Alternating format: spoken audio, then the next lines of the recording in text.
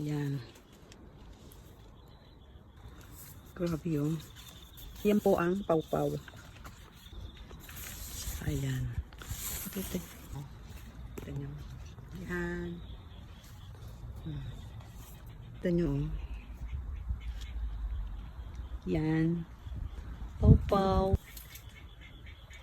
Yan, o. Tingnan nyo. Ang laki-laki na niya, pero matigas pa ho siya. Hindi pa siya pwedeng kainin. Ayan siya. Matigas pa. Ganda ng ano niya, oh.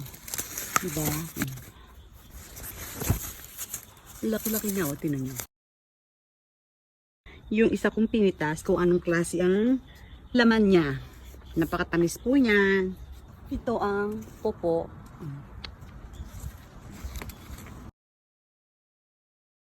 Kasing ko pang isang to, medyo hinog na.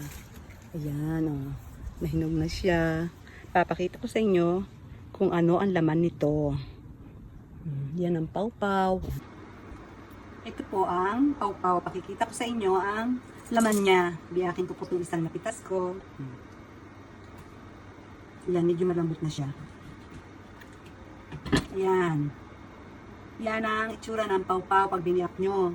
Matamis po yan. Pawpaw ho, kaya hindi siya nabebenta sa mga palengke o sa supermarket kasi once na napitas na ho yan, madali ho siyang mag-change yung color niya. Pero balat lang ho yan. Yung loob niyan ang kakainin.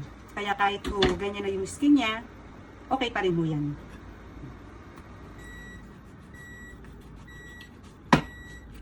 Yan, kanyang buto. Yan. Ito masyadong malambot na eh. Pero ito ho yung pinaka medyo matigas-tigas pa siya ng konti, ang pawpaw. Matamis yan. Yan ho eh. Kutsarahin nyo lang ho yan. Yan. Ganyan na ho siya. Matamis. Harap. Harap ang pawpaw. Pag hinog na siya, ayan, ganyan siyang kalambot. Tamis po. Yan. Tamis siya.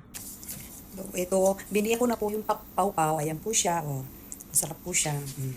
Masarap po yung pawpaw. Spoon lang yan. Oh. Sarap. Diba? Parang hindi ba bagay sa medyo betis so sobra tamis.